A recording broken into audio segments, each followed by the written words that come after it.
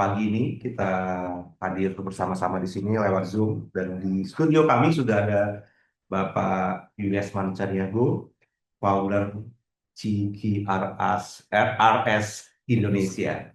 Lalu di Zoom sudah ada Bapak Nofrizal Peterson, Vice President Government Relation Asia Small Business Federation dari Zoom. Halo Bapak.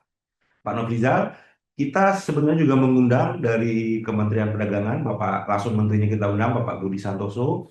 Beliau tidak bisa, tadi stafnya dikirim ke sini, cuma kita sedang mencari di bawah. Lalu kita juga undang dari DPR, yaitu Ibu Anggia Armarini, Ketua Komisi 6 DPR RI, tapi beliau tidak bisa. Lalu dari Kepala Badan Perlindungan Konsumen Nasional juga kita coba undang dan dari KPPU juga kita undang, tapi mereka tidak hadir lagi. Kita menunggu kehadiran perwakilan Menteri Perdagangan, namanya Pak Faiz. Cuma saat ini tim kami lagi mencari dulu bawah. Siap. Pak Yudi. Kita juga ada Pak Yudi, Ketua Asosiasi Perkumpulan Pedagang Online Indonesia. Jadi kita bisa dapat dari orang yang melaksanakan langsung bisnis online. Seperti kita tahu, sebagai pembuka diskusi dari saya juga cukup akrab dengan digital ekonomi ini. Saya sempat menulis beberapa kali di media tentang digital ekonomi, bagaimana perkembangannya di Indonesia.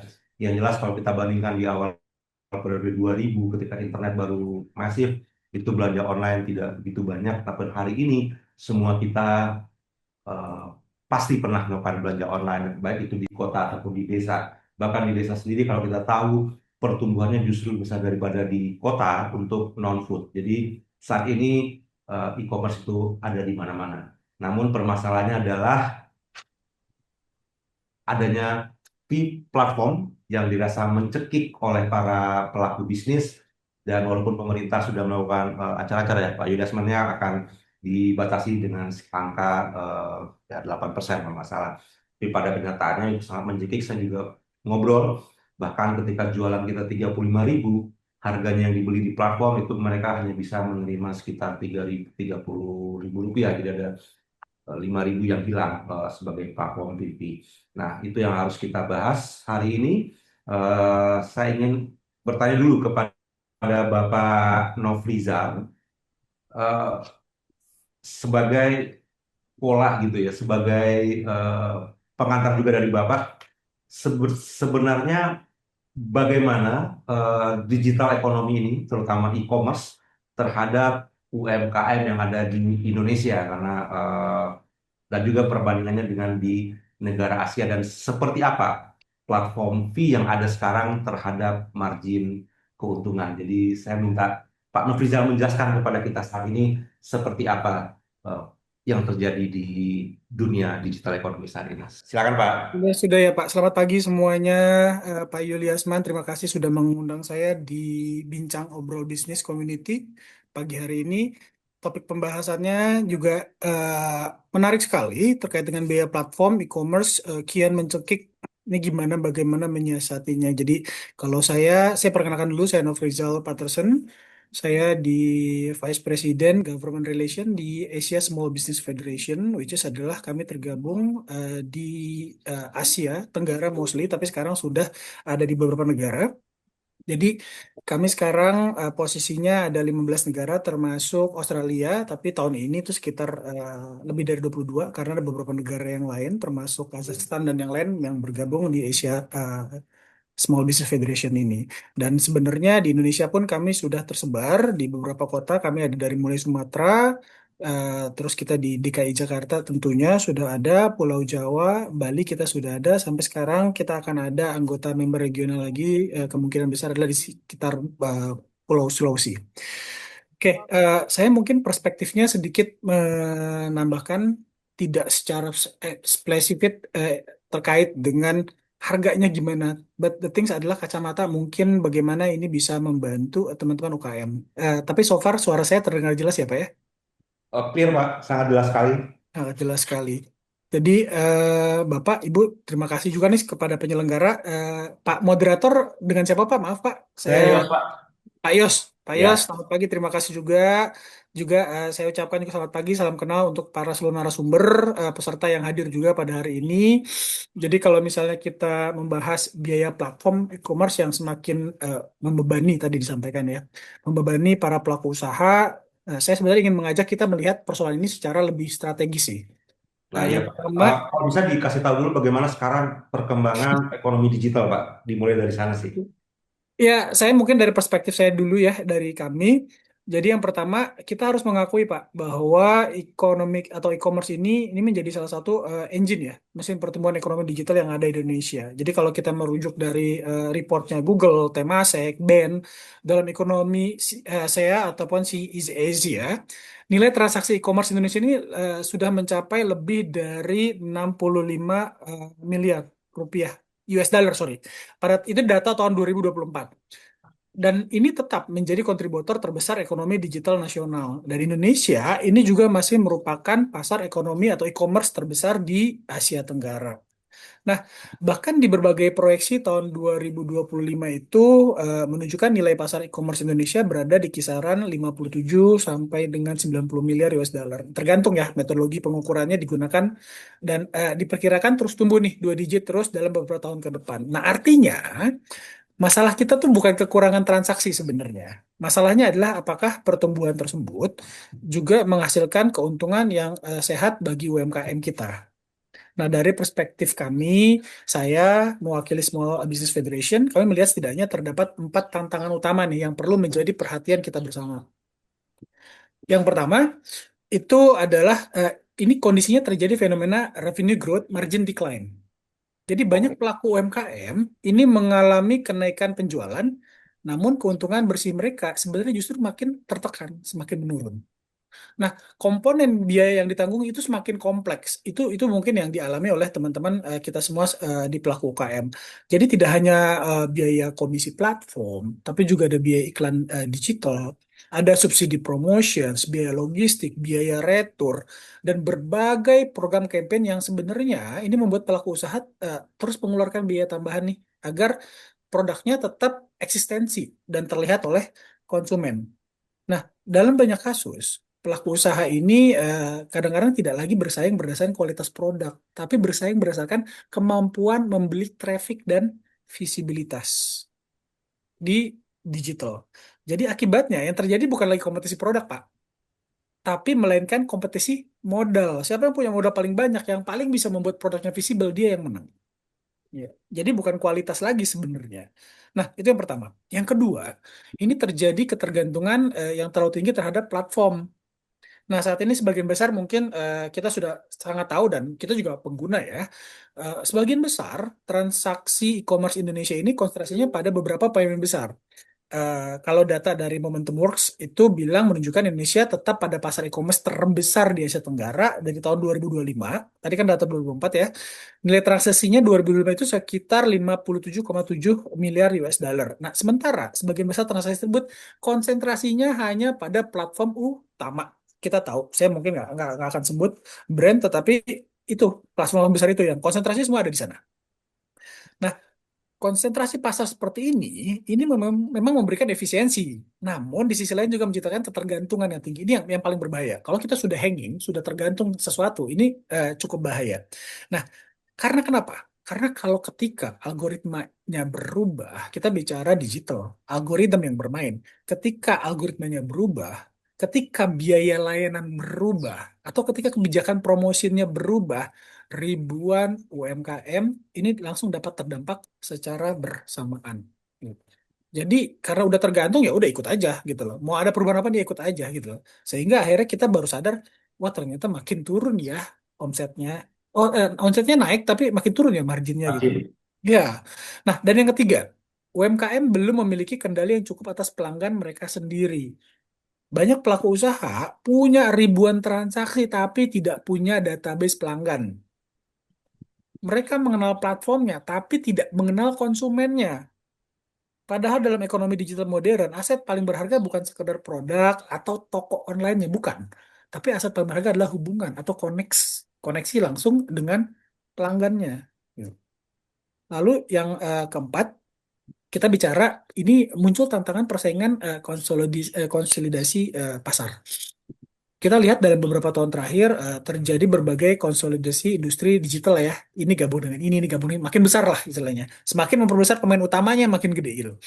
Bahkan KPPO sendiri ini sudah kasih perhatian nih terhadap beberapa potensi konsentrasi pasar yang terlalu berlebihan pada industri digital dan juga e-commerce. Nah, karena itu pembahasan mengenai biaya platform tidak dapat dipisahkan dari pembahasan mengenai struktur pasar dan keberlanjutan ekosistem digital secara keseluruhan. Jadi ini sangat bergantung. Struktur pasar itu pasti akan salah satu komponennya adalah ya biaya platform itu sendiri.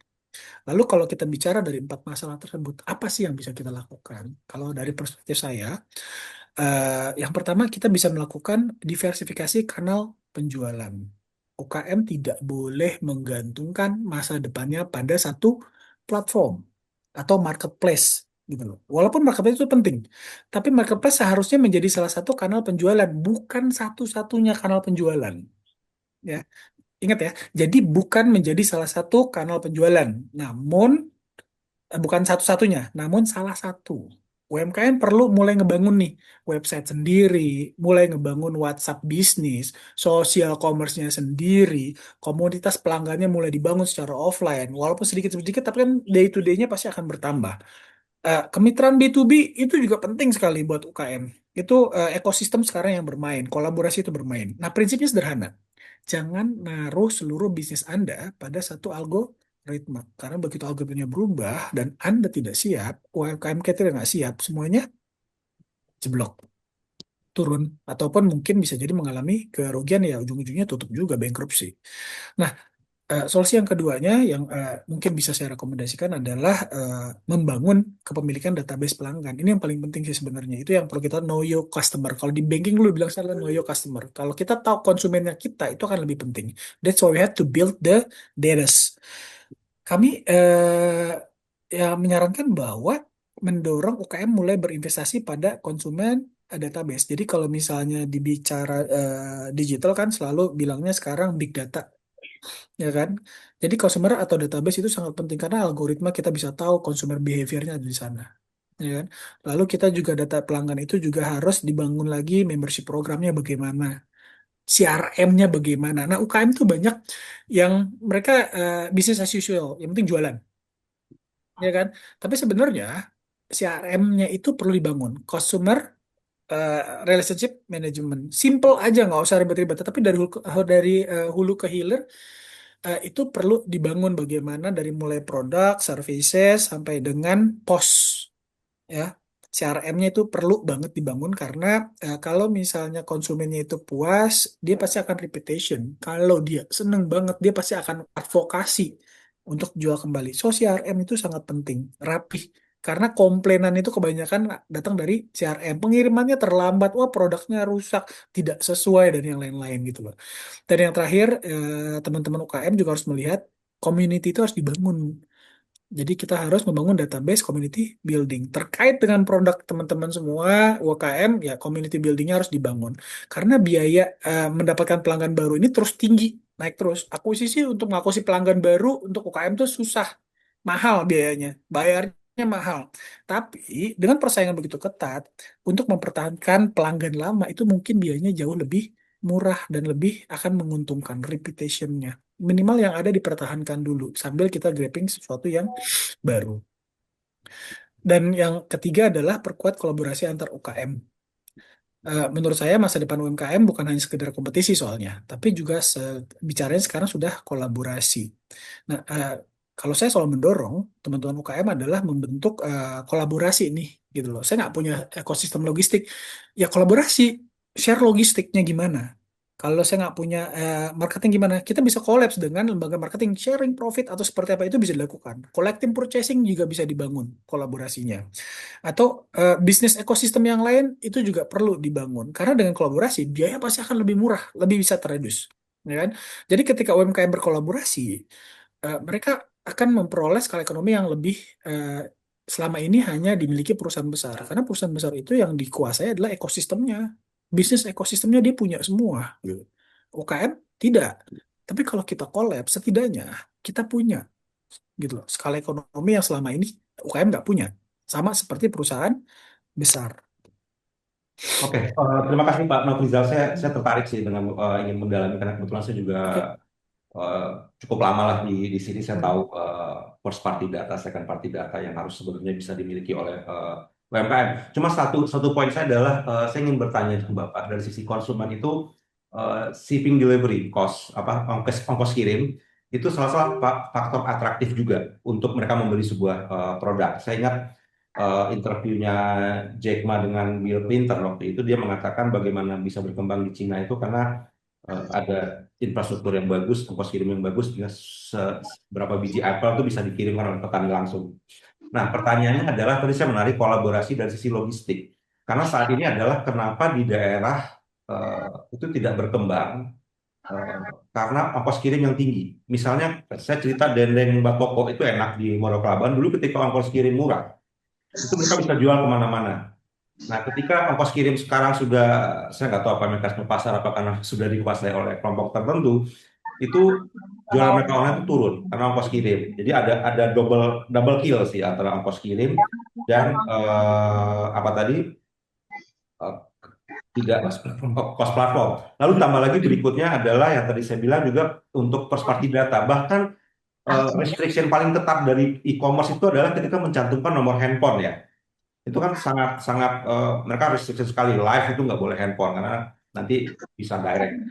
Nah, best praktis di negara lain itu seperti apa, Pak? Bagaimana mereka bisa sustain sistem e-commerce-nya gitu? Kita juga tidak akan hujat para platform nih. Mereka juga butuh butuh butuh revenue juga. Tapi gimana bisa menyeimbangkan ini gitu?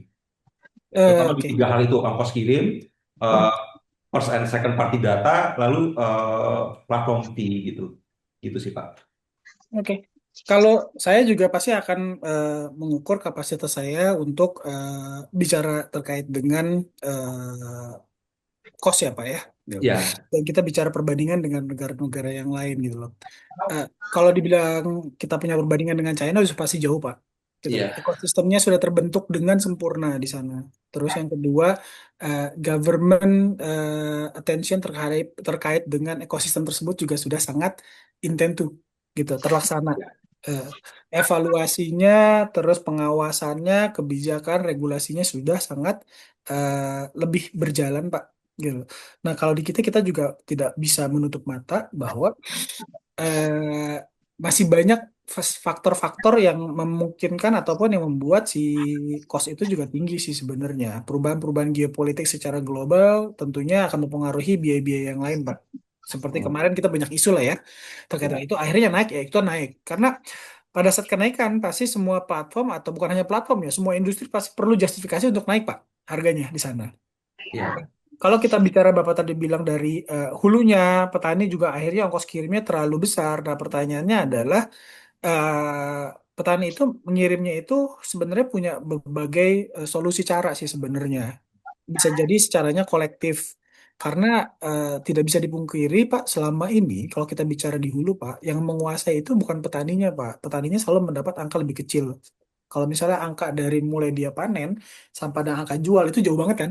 Ya kan? ya, Yang dia terima petani itu jauh dibandingkan yang jual di pasar. Makanya banyak platform-platform yang mungkin sekarang pengennya adalah langsung ke memotong jalur birokrasi itu penjualan. Ya kan, kita hmm, bicara logistik, pengiriman dan semua, kita nggak untuk mata sebenarnya ini adalah transaksional yang terlalu panjang birokrasinya, ya kan? Seharusnya petani itu dengan harga petani, dengan harga misalnya harga 1 kilo, misalnya kita umpamakan ya, 1 kilo misalnya cabai lah Rp1.000 misalnya, gitu loh. Dibelinya dia yang beli ini bukannya langsung si penjual Pak, tapi di pasaran nggak 1.000, dia jualnya 10.000, kan jauh banget ya sebenarnya. Karena kenapa? Karena yang belinya tengkulak, Pak. ya, oke. Tapi let's say misalnya pedagang apa pengrajin kopi ya, dia punya brand sendiri. Tapi ketika zaman dulu kopinya ya ada berapa kopi lah yang bisa misalnya kopi Sidi Kalang itu kirim ke Jakarta dulu ongkos kirim mungkin 12.000. Sekarang kilo mungkin udah di angka 58.000 segala macam. Sementara konsumen itu salah satu faktor paling penting buat mereka adalah membeli. Nah, dulu mungkin ada subsidi ketika mereka tanda kutip masih bakar uang, itu kan ada subsidi. Nah, eh, ya tadi saya tertarik sih dengan bagaimana kita mungkin punya apa saling kolaborasi, berserikat untuk punya ini. Nah, itu saya bisa tangkap sih Pak yang ini. Nah, yang kedua adalah tentang eh, data, terutama first party data. Nah, atau ketika Pak Nofrizal juga bilang jangan jadi satu-satunya. Ketika ada yang paling restriction di hampir semua e-commerce, terutama yang ada live commerce, itu adalah mencantumkan nomor handphone, eh, terus punya akses. Ketika mereka akan melakukan retargeting, remarketing, bayar lagi yang tadi dibilang, saya setuju sekali ada visibility yang harus dibayar. Ya, kita bisa 5 jam ini Pak ngobrol, tapi nanti mungkin lain kesempatan. Nah, Mhm. eh Ya, ya. mungkinkah ada intervensi? Itu kan sebenarnya I don't say this is market value, but market failure, but can pemerintah misalnya, apakah bisa pemerintah atau asosiasi atau pihak seperti Bapak menekan? Oke, mereka punya akses dong gitu ke data dan tidak perlu juga yang kuat yang sanggup membeli visibility di platform bisa gitu. Karena buat teman-teman yang di sini di platform itu ada namanya ROAS ya, Return of Advertising Spend. Jadi $1 yang kita spend di sebuah platform itu bisa dihitung berapa dolar yang akan kembali. Jadi kalau dia punya uang banyak untuk invest, ya dia akan lebih cepat kaya. Nah, eh, saya sebenarnya berharap perwakilan Menteri Perdagangan ada di sini karena menurut saya effort dari Pak Nofrizal dan teman itu mungkin sudah mati-matian gitu ya untuk menjawab tantangan ini. Nah, menurut Bapak kita perlu menekan lagi nggak ke pemerintah gitu untuk platform-platform ini ya cukup fair lah gitu. Kalau perlu kita bikin obligasi PSO misalnya ini ide saya misalnya ya untuk orang yang di remote area itu kasih PSO aja, kereta api dikasih PSO, Public Service Obligation untuk pengiriman barang-barang ini gitu. Partner lah dengan shipping company gitu. Nah, ini saya ingin Bapak apa sih yang harus pemerintah lakukan gitu, mumpung orangnya mendengar di sini sebenarnya gitu. Pemerintah pasti akan jauh lebih tahu apa yang harus dilakukan sih Pak sebenarnya gitu. Kalau misalnya kita bicara terkait dengan kalau saya kami karena kan kami di Federation untuk Small Business nih gitu. Kami juga berusaha untuk mengakali atau kita mencari jalan keluar solusi-solusi hal-hal yang sebenarnya menjadi obstacle buat Iya. teman-teman UKM gitu loh. Ada beberapa hal yang mungkin sulit untuk dilakukan. Kalau kita bicara government, ini adalah ranahnya government ya. Iya. Tetapi kalau misalnya Bapak sampaikan, kenapa nggak bikin PSO dan yang lain-lainnya, itu sebenarnya apakah bisa diajukan? Sangat bisa, Pak. Gitu loh. Cuma ya harus dilakukan audiensi, lalu itu akan dikaji kembali terkait dengan pengajuan tersebut, gitu, dan simulasi sampai dengan memang itu bisa terlaksana, ya Iya. kan? Kalau dari kami justru lebih membekali teman-teman UKM-nya seperti yang kami sampaikan tadi. Pada saat kita tahu kalau modalnya memang nggak kuat, ya kita akali dengan hal yang lain. Makanya tadi bilang ketergantungan dalam satu platform itu seharusnya sudah mulai diatasi. Kurangin ya. Ya Ya, siap. gitu loh. Jadi kalau misalnya dari zaman dulu sudah diajarin perbankan jangan naruh telur dalam satu keranjang, satu pecah-pecah semua, gitu kan? Ya. So, kita juga dari UKM-nya, pelaku UKM, UKM tuh bukannya UKM kecil loh, Pak. Gitu loh. UKM tuh dari margin dari yang kecil aja dengan omset bisa dengan 50 juta sampai dengan miliaran. Kita masuk skalanya bisa UKM loh. So, Ya. the things adalah teknologi pun sekarang bermain sangat-sangat signifikan dalam peran kita membantu UKM untuk mengefisiensi. Jadi, pada saat kita tahu pos-pos mana yang memang berlebihan, misalnya di logistik atau di mana, kami Iya. menyarankan bahwa UKM itu bisa melakukan efisiensi di bidang yang lain, Pak. Oke. Gitu loh. Jadi kalau dari kami lebih mengadvokasi bagaimana, oh ya, dengan kondisi seperti karena gini, Pak, kalau UKM hanya menunggu kebijakan dari pemerintah untuk berubah, turunkan tarif dan semuanya, terus kapan dagangnya, Pak? Gitu loh, Ya, ya, ya. istilahnya. So the things adalah yang realistis adalah bagaimana kami membekali teman-teman UKM. Kami bukan melakukan pembinaan, tapi kami juga membantu advokasi dengan teman-teman regional yang di daerah untuk membekali. Oh, kalau misalnya kondisinya seperti ini, kita bisa melakukan seperti ini. Minimal adalah deviasi dari kegagalan itu makin mengecil, Pak, gitu loh. Kerugiannya makin mengecil misalnya. Walaupun ini kayaknya situasinya nggak menguntungkan nih seperti ini. Berarti kita nggak usah ke sana arahnya, gitu loh. Kita Berarti bisa lebih melakukan hal yang ke lain. UMKM ini juga harus adaptif juga ya dan bisa ngakali. Sebenarnya mereka menurut saya ya, saya dulu handle big big big big name lah, big company gitu ya. Ketika saya bekerja itu Kadang kita juga suka kagum juga dengan movementnya UMKM gitu. Ketika ada beberapa restriction, mereka bisa ngakalin sih. Ya mungkin harus lebih di itu ya Pak ya. UKM sekarang pinter-pinter, Pak. Pinter-pinter Gitu. banget. Pinter-pinter, Pak. Bahkan Karena sekarang kita udah yang terbukti. belajar serius di situ tuh suka kalah sama mereka karena diakalin. Tapi kan Betul, eh, karena itulah pentingnya kita turun ke lapangan. Karena kita nggak bisa samakan UKM yang ada di Pulau Jawa sama dengan yang di nah ya Papua, itu Pak. Gitu loh. itu Ya sih kan, mungkin keterbatasan, cara kita disparitasnya tuh adalah pasti akan ada. Nah, gimana knowledge gap ini bisa bisa eh, dekat lah ya, nggak terlalu lebar. nah Oke, itu yang terima kasih Pak Rizal. Kita hold dulu. Kita juga punya Pak Yudi di sini. Nanti kita discuss lagi. Sebenarnya seru ini, saya 5 jam ngomong ini saya juga bisa gitu bertahan gitu karena topik yang kebetulan juga eh, saya suka gitu dan memang ya. praktisi sehari-hari Terima gitu ya. kasih, Pak. Hmm. Ya.